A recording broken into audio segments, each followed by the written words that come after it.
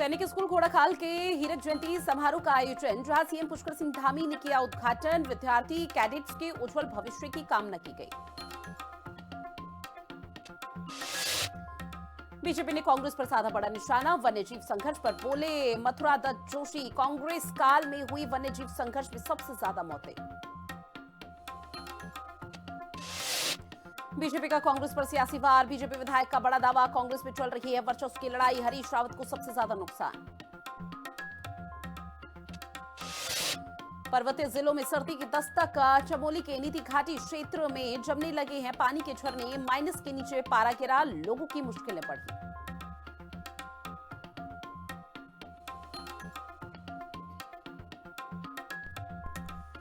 और चलिए शुरुआत करेंगे बुलेटिन की देहरादून से मिल रही एक बड़ी खबर के साथ, जहां आईएमए में आज भव्य पासिंग आउट परेड का आयोजन है। आपको बता दें कि परेड में कुल 525 ऑफिसर कैडेट पास आउट होंगे, जहां पर 491 कैडेट भारतीय थल सेना में अधिकारी भी बनेंगे। 34 कैडेट मित्र देशों की सेनाओं में भी शामिल होंगे, जहां थल सेना अध्यक्ष जनरल उपेंद्र द्विवेदी परेड का निरीक्षण इस दौरान करेंगे, सलामी भी लेंगे। जहां पास आउट हो रहे ऑफिसर कैडेट की सलामी भी ली जाएगी। तो बड़ी खबर, जहां 491 कैडेट भारतीय थल सेना में शामिल होंगे। 34 कैडेट मित्र भी इस दौरान यहां पर शामिल होंगे, जहां आईएमए में आज भव्य परेड का आयोजन किया जा रहा है। जो नए और चयनित युवा हैं उनके लिए बेहतर मौका, जहां आईएमए में आज भव्य पासिंग आउट परेड होगी। इस परेड में कुल 525 ऑफिसर कैडेट्स पास आउट होंगे, जहां 491 कैडेट भारतीय थल सेना के अधिकारी जल्द बनेंगे। नई कमान, नई जिम्मेदारी उनके कंधों पर सौंपी जाएगी। साथ ही 34 कैडेट ऐसे होंगे जो मित्र देशों यानी कि अलग अलग जगहों पर जहां भारत से अच्छे संबंध हैं उन सेनाओं में शामिल होंगे।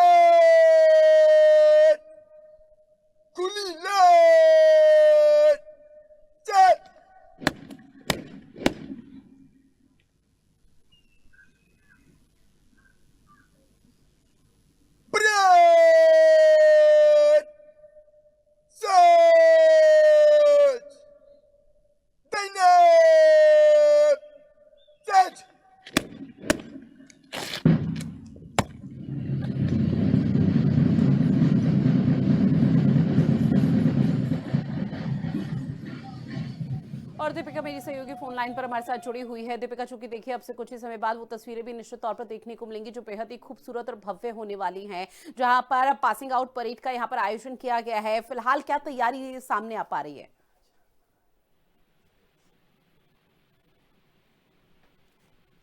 दीपिका, आवाज पहुंच रही है आप तक?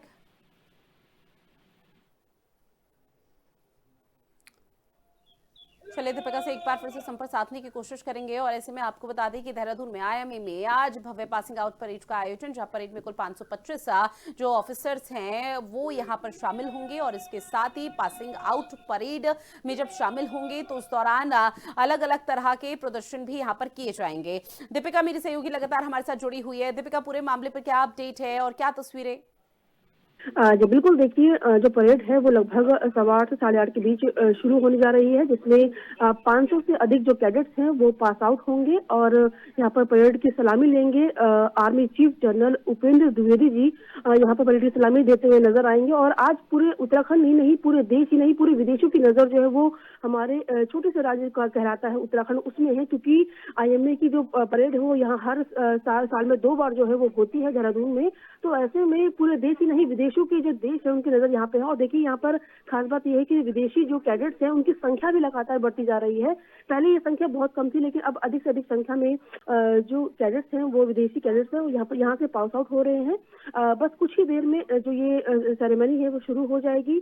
Army chief general Upendra Dwivedi parade की सलामी लेंगे। उसके बाद जो महत्वपूर्ण अवार्ड होते हैं वो दिए जाएंगे, जिसमें स्वॉर्ड ऑफ जो अवार्ड है वो भी दिया जाता है। जो उत्कृष्ट ट्रेनिंग की बात करें या हम अन्य कार्यों की बात करें, उनको जो है army chief general Upendra Dwivedi award से सम्मानित भी करेंगे। और फिलहाल जी। देखिए चारों तरफ 0 जोन रखा गया है आईएमए को, और जो सिक्योरिटी है वो टाइट की है, और साथ ही जो पासों की चेकिंग है वो 27 यहाँ हो रही है, और बिना किसी पास की एंट्री यहाँ नहीं हो रही है। निश्चित तौर पर उन तस्वीरों का इंतजार बहरहाल हर कोई कर रहा है जब वो तस्वीरें देखने को मिल पाएंगी। तकरीबन 525 ऑफिसर कैडेट्स इस दौरान पास आउट यहां पर होंगे, लेकिन उत्साह किस तरह से देखने को मिल रहा है, क्योंकि देखिए साल में 2 बार ये समारोह का आयोजन किया जाता है, और ऐसे में जब एक नई जिम्मेदारी, नई कमान तमाम कैडेट अफसर पर सौंपी जाती है तो निश्चित तौर पर बहुत कुछ बदल जाता है इनकी जिंदगी में भी।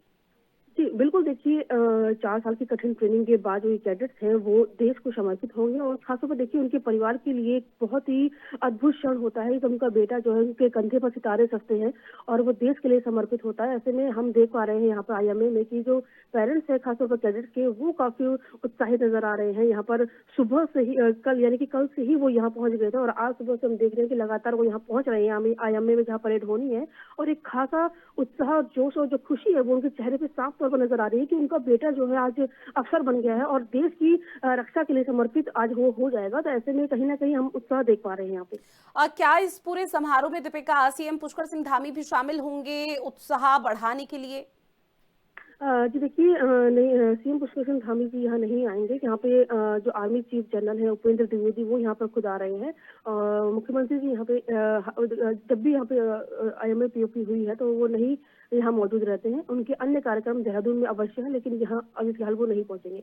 ठीक है दीपिका, चूंकि आपसे ये भी जानेंगे, परेड में देखिए 525 जो अफसर कैडेट हैं वो इस दौरान शामिल होने जा रहे हैं, लेकिन कुछ कैडेट ऐसे भी चयनित यहाँ पर किए जाएंगे जो कि भारत से जिन देशों के संबंध अच्छे हैं उनकी सेना में वो शामिल हो जाएंगे, तो उसको लेकर किस तरह का प्रोसेस यहाँ पर किया जा रहा है?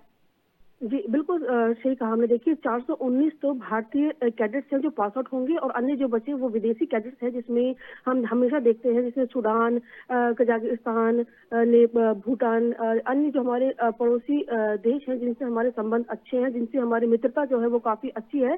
क्योंकि देखिए हम जानते हैं कि प्रधानमंत्री नरेंद्र मोदी जो है लगातार जो हमारे पड़ोसी देश है उनसे मिलते रहते हैं, उनके देशों में जाकर वहाँ जो बातचीत है वो करते हैं। तो ऐसे में जिन देशों से हमारे संबंध अच्छे हैं वहाँ के जो कैडेट्स हैं वो भी यहाँ पर जो है आज पीओपी में शामिल होंगे और परेड में शामिल होंगे, और जो सेरेमनी होगी उसमें हम साफ तौर पर विदेशी जो कैडेट्स हैं उनको भी देखेंगे। उनके पेरेंट्स भी यहाँ पहुंच चुके हैं। तो ऐसे में कहीं ना कहीं एक बड़ा दिन है, और विश्व भर में जो आईएमए की जो परेड है उस जो ऐतिहासिक क्षण है उसकी नजर पूरी रहने वाली है। और देखिए इसमें से कई कैडेट्स ऐसे हैं और कई अफसर ऐसे हैं जो सीधा थल सेना में भी यहाँ पर अपनी जिम्मेदारियों का निर्वहन करते हुए देखने को मिलेंगे दीपिका, लेकिन इस बीच ये भी जानेंगे कि अब हमारी भारतीय सेना को कितनी मजबूती मिलेगी नए अफसर जब उनकी टीम में शामिल हो जाएंगे।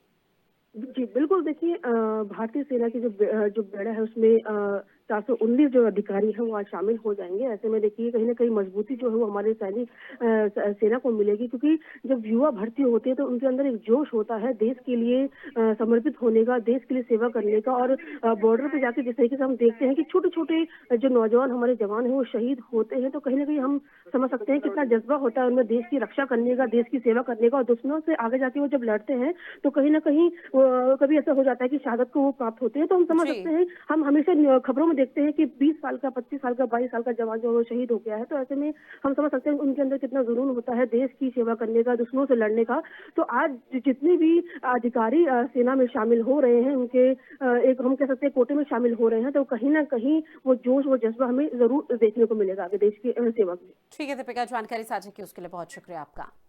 और अब बात करेंगे देहरादून से एक और बड़ी खबर की, जहां उत्तराखंड बीजेपी से जुड़ी हुई ये बड़ी खबर है। आपको बता दें कि जिलों के मोर्चा अध्यक्षों के नामों का ऐलान, जहां प्रदेश अध्यक्ष महेंद्र भट्ट की सहमति के बाद ऐलान। तो बड़ी खबर, जहां आपको बता दें कि अब बीजेपी आने वाले विधानसभा चुनावों की तैयारी में इस वक्त जुटी हुई है, और इसी के चलते जो लंबे समय से अधर में ये फहरिस्त लटकी हुई थी, अब उसका नामों का भी ऐलान कर दिया गया है। जिलों के जो मोर्चा अध्यक्ष हैं उनके नामों का ऐलान कर दिया गया है। प्रदेश अध्यक्ष महेंद्र भट्ट की सहमति के बाद ये ऐलान हुए हैं। ये कुछ नाम आपकी टीवी स्क्रीन के माध्यम से आप तक साझा कर रहे हैं, जिसमें कई नए लोगों की एंट्री हुई है, और कई नए लोगों की जो एंट्री हुई है उन्हें नई जिम्मेदारी सौंपी गई है। बीजेपी जिलों के मोर्चा अध्यक्षों के नामों का ऐलान हो चुका है। प्रदेश अध्यक्ष महेंद्र भट्ट ने खुद सहमति दी, जिसके बाद नामों का यहां पर ऐलान हुआ। वहीं नवनियुक्त मोर्चा जिला अध्यक्षों को सीएम धामी ने बधाई दी है। बड़ी खबर, नवनियुक्त मोर्चा जिला अध्यक्षों की नई जिम्मेदारी के लिए बधाई यहां पर दी गई है। और साथ ही सीएम पुष्कर सिंह धामी ने कहा कि मुझे विश्वास है कि आप संगठन में मजबूती देंगे और संगठन और सत्ता दोनों ही अब और मजबूत होंगे। साथ ही सीएम ने कहा कि योजना विकास कार्यों को जनता तक पहुंचाएंगे। और ऐसे में आपको बता दें कि बीजेपी की तरफ से जिला मोर्चों पर जो अध्यक्ष हैं उनके नामों का ऐलान कर दिया गया। खुद महेंद्र भट्ट की तरफ से सहमति दी गई उन नामों को लेकर, फिर उसके बाद ऐलान हुआ। अब सीएम पुष्कर सिंह धामी ने प्रदेश के सभी जिलों के नवनियुक्त मोर्चा जिला अध्यक्षों को नई जिम्मेदारी के लिए हार्दिक बधाई और शुभकामनाएं दी। अपने सोशल मीडिया प्लेटफॉर्म पर यह पोस्ट किया। अब बात करेंगे हरिद्वार की, जहां बीजेपी के मोर्चा अध्यक्षों की सूची जारी कर दी गई है। आपको बता दें कि बीजेपी के प्रदेश अध्यक्ष महेंद्र भट्ट के साथ ही सभी प्रदेश के मोर्चा अध्यक्षों की सहमति के बाद ये सूची जारी की गई। बीजेपी नेताओं का कहना है कि जिले के मोर्चा अध्यक्षों के नामों का ऐलान के बाद ही मोर्चों की गतिविधियों में अब तेजी आएगी। तो बीजेपी की तरफ से जिले मोर्चा अध्यक्षों के नामों का ऐलान कर दिया गया है। महेंद्र भट्ट को पहले ये नाम दिखाए गए थे, डिस्कशन का सिलसिला चला, लंबे समय से इंतजार किया जा रहा था इस नई फेहरिस्त को लेकर। जब अब जाकर महेंद्र भट्ट की तरफ से जैसे ही सहमति दी गई तो इन तमाम नामों का ऐलान कर दिया गया है। और ऐसे में सीएम पुष्कर सिंह धामी ने खुद कहा है कि अब निश्चित तौर पर न सिर्फ सत्ता बल्कि संगठन को भी मजबूती मिलेगी। और जो ये नए चेहरे अब शामिल किए गए हैं, माने यही जा रहा है 2027 के विधानसभा चुनाव के लिए भी यहां पर धरातल पर बीजेपी को मजबूत करने का प्रयास ये तमाम नए चेहरे करेंगे। वहीं बीजेपी और धामी सरकार पर लगातार निशाना साध रही है। आपको बता दें कि कांग्रेस के वरिष्ठ नेता हरक सिंह रावत पर बीजेपी विधायक महेंद्र दिलीप रावत ने तीखा और जोरदार हमला बोला। महेंद्र दिलीप रावत ने कहा है कि हरक सिंह रावत की भाषा किसी राजनीति की बजाय गली मोहल्ले के छछूंदर की जैसी लग रही है। बीजेपी के विधायक के बयान पर भड़के हरक सिंह रावत ने करारा पलटवार भी किया। हरक बोल रहे जैसे गली के छछूंदर, बीजेपी विधायक के बयान पर बवंडर। हरक सिंह रावत का विधायक पर जवाबी तीर, शीशे के घर वाले दूसरों पर नहीं फेंकते पत्थर। कांग्रेस के चुनाव प्रबंधन समिति के अध्यक्ष हरक सिंह रावत बीजेपी और धामी सरकार पर लगातार हमला बोल रहे हैं। हरक सिंह रावत के बयानों से धामी सरकार और बीजेपी जहां असहज है, वहीं लैंसडौन से बीजेपी विधायक महंत दिलीप रावत ने हरक सिंह रावत के बयानों को लेकर जवाबी हमला बोला है।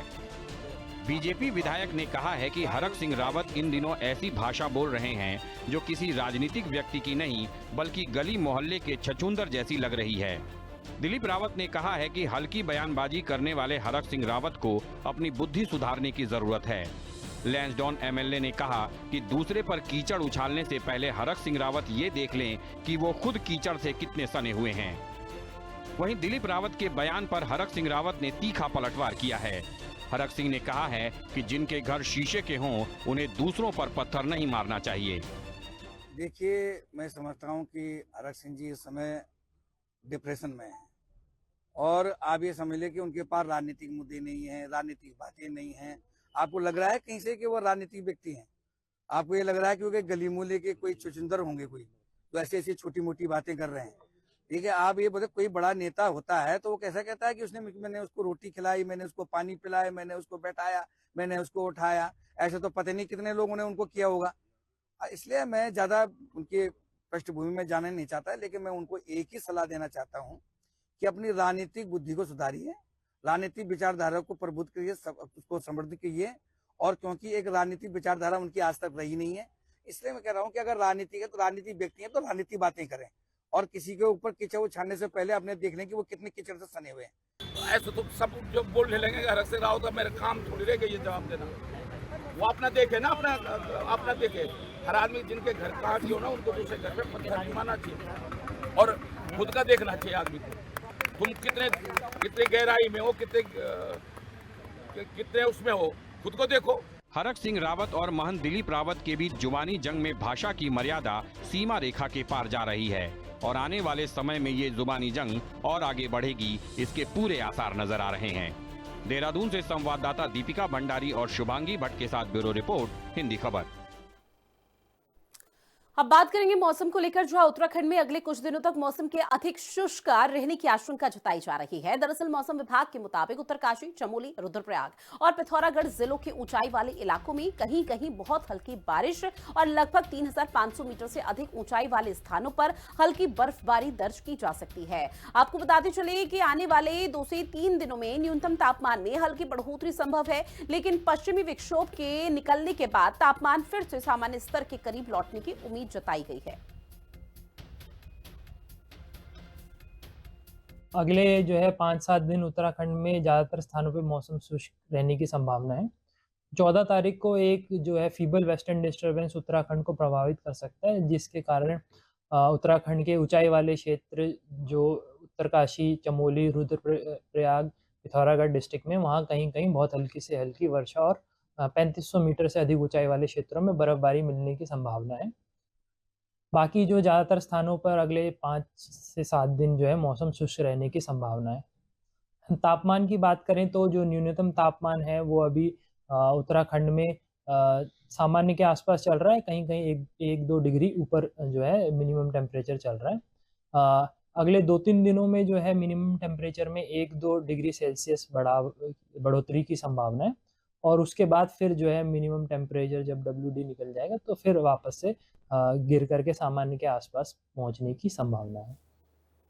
अब बात करेंगे टिहरी की, जो गुलदार और भालू का आतंक कम होने का नाम नहीं ले रहा है, जिससे ग्रामीण क्षेत्रों में लोगों में अभी भी डर का माहौल बना हुआ है।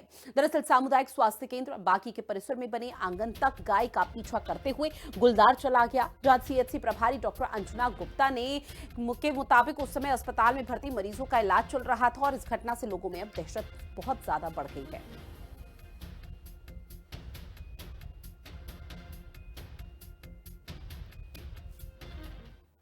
कालाढूंगी से बड़ी खबर, जंगल में पेड़ से टकराई कार। बड़ी खबर, 2 युवकों की मौके पर ही दर्दनाक मौत, जबकि 5 लोग जो कार में सवार थे वो घायल बताए जा रहे हैं। जहां कार में सवार गाजियाबाद के युवक थे। पुलिस ने फिलहाल शवों को पोस्टमार्टम के लिए भेज दिया है। कालाढूंगी थाना क्षेत्र की ये पूरी घटना बताई जा रही है। तो बड़ी खबर, कालाढूंगी में एक बड़ा हादसा हुआ। जंगल में पेड़ से तेज रफ्तार कार टकराई और हादसे की तस्वीरें आपको दिखा रहे हैं। कार पूरी तरह से क्षतिग्रस्त हो चुकी है। आगे और पीछे का जो हिस्सा है वो उसके परखच्चे उड़ चुके हैं। इसके माध्यम से अंदाजा लगाना आसान कि यह हादसा कितना भीषण और भयावह रहा होगा। जहां पर आपको बता दें कि इस हादसे में 2 युवकों की मौके पर ही दर्दनाक मौत हो गई है, जबकि 5 युवक घायल बताए जा रहे हैं जो कि कार में सवार थे। गाजियाबाद के सभी युवक बताए जा रहे हैं और फिलहाल कालाढूंगी पुलिस की तरफ से सभी शवों को अस्पताल भेज दिया गया पोस्टमार्टम के लिए। अब बात अगली खबर की, जहां उत्तराखंड SIR को लेकर तैयारी तेज हो चुकी है। वहीं SIR को जरूरी बातें बताते हुए बीजेपी के विधायक विनोद चमोली ने कहा है कि देश में घुसपैठ और आतंकवादी घटनाओं को देखते हुए SIR की जरूरत है। बीजेपी विधायक ने कहा है कि भारतीय जनता पार्टी भी सभी बूथों पर BLO को नियुक्त कर रही है।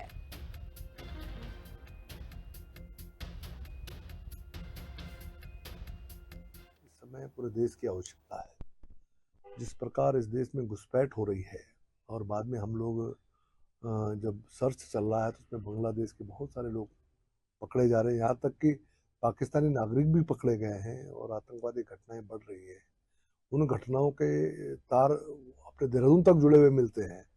ये सारे घटनाक्रम इसलिए बढ़ रहे हैं कि विदेशी घुसपैठ यहाँ पर हुई है और उस घुसपैठ को रोकने के लिए, उनको मतदान में हिस्सा न लेने देने के लिए ये SIR की आवश्यकता महसूस हुई। और आज उत्तराखंड में भी SIR का एक प्राइमरी तौर पर इसका प्रारंभ हुआ है, उसका एवोल्यूशन हो रहा है। इवैल्यूएशन हम लोग कर रहे हैं कि कैसे करके उसको आगे बढ़ाना चाहिए और पार्टी भी इसमें पूरी तरह मुस्तैद है। हमारे BLO2 हम लोग अपॉइंट कर रहे हैं जो बाकायदा इस पूरे जो अपना रिवीजन है, इंटेंसिव रिवीजन है, इस पर अपनी नज़र रखेंगे और गलत लोग मतदाता बन ना पाए और सही लोग छूट ना पाए। ये हमारा सूत्र है, इस पर हम लोग काम कर रहे हैं। वहीं उत्तराखंड में बढ़ते मानव वन्यजीव संघर्ष को लेकर सरकार ने DFO पौड़ी को पद से हटाने के निर्देश जारी कर दिए हैं। अब इस पर कांग्रेस के वरिष्ठ नेता प्रीतम सिंह ने सरकार पर निशाना साधते हुए कहा है कि जिम्मेदारी सरकार की है।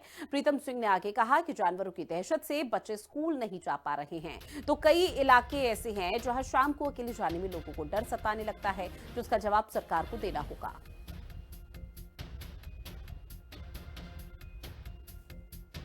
उसको भोजन जो है जंगल में नहीं मिल पा रहा है, इसलिए वो पलायन करके गांव की ओर आ रहा है। तो ये व्यवस्था तो सरकार को करनी चाहिए, देखना चाहिए कि क्यों जो है जंगली जानवर लगातार जो है ग्रामीण क्षेत्रों में आ रहे हैं। आज हालात ये है, स्थिति ये है कि बच्चे स्कूल नहीं जा पा रहे,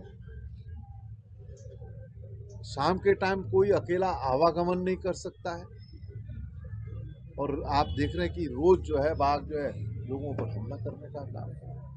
तो इससे स्थिति से निपटने के लिए सरकार को कार्य योजना बनानी चाहिए और तदनुसार काम करना चाहिए। अगली खबर जहां वोट चोर गति छोड़ को लेकर 14 दिसंबर को दिल्ली में कांग्रेस की एक बड़ी रैली होने जा रही है। इसको लेकर उत्तराखंड में कांग्रेस पार्टी जगह जगह पर बैठकें कर रही है, जहां उत्तराखंड से लगभग 7 से 8 हजार कांग्रेस के पदाधिकारी और कार्यकर्ता दिल्ली कूच करने वाले हैं। कांग्रेस उपाध्यक्ष सूर्यकांत धस्माना का कहना है कि पूरे प्रदेश से कार्यकर्ता 14 दिसंबर को दिल्ली में होने वाली रैली में शामिल होने के लिए जरूर जाएंगे। आप बार बार चाहे हरियाणा हो, चाहे महाराष्ट्र हो, चाहे अब बिहार हो, वोट चोरी करके आप उसका जवाब नहीं दे पा रहे। पार्लियामेंट में खड़े होकर के दाएं बाएं शाएं की बात करते रहे, लेकिन जो पिन पॉइंट जो सवाल अपनी प्रेस कॉन्फ्रेंस में राहुल गांधी ने उठाए उसका कोई जवाब ही नहीं है। सवाल चुनाव आयोग से होता है, जवाब बीजेपी देती है, सरकार देती है। दोनों मिले हुए हैं, दोनों की सहूलियत से वोट चोरी हो रही है। इसलिए वोट चोरी के खिलाफ पूरे देश के अंदर व्यापक जन आंदोलन शुरू करने के लिए रामलीला मैदान में 14 दिसंबर को खड़गे साहब के आह्वान पर विशाल रैली है कांग्रेस की। उत्तराखंड से भारी मात्रा में, भारी संख्या में हम लोग जा रहे हैं। अब बात अगली खबर की करेंगे, जो आपको बता दें कांग्रेस की चुनाव प्रबंधन समिति के अध्यक्ष हरक सिंह रावत ने हरिद्वार पहुंचकर कांग्रेस के कार्यकर्ताओं में जोश भरने का काम किया है। हरक सिंह रावत ने कहा है कि राज्य में कांग्रेस की सरकार वापस लाने की गंगा हरिद्वार से ही बहेगी। उनका आगे ये भी कहना कि इस बार कांग्रेस सिर्फ मुद्दों तक सीमित नहीं रहेगी, बल्कि बूथ लेवल तक को भी मैनेजमेंट को मजबूत किया जाएगा। हरक सिंह रावत ने कहा कि अगर कांग्रेस हरिद्वार सीट जीत जाती है तो प्रदेश में 50 से ज्यादा सीटें कांग्रेस ही जीतेगी। हरक सिंह रावत 14 दिसंबर को दिल्ली के लाल किले पर होने जा रही कांग्रेस की विशाल रैली की तैयारी को लेकर चर्चा करने के लिए पहुंचे थे, जहां उन्होंने कहा कि हरिद्वार जिले की 11 विधानसभाओं से करीब 6000 लोग इस रैली में शामिल हो रहे हैं।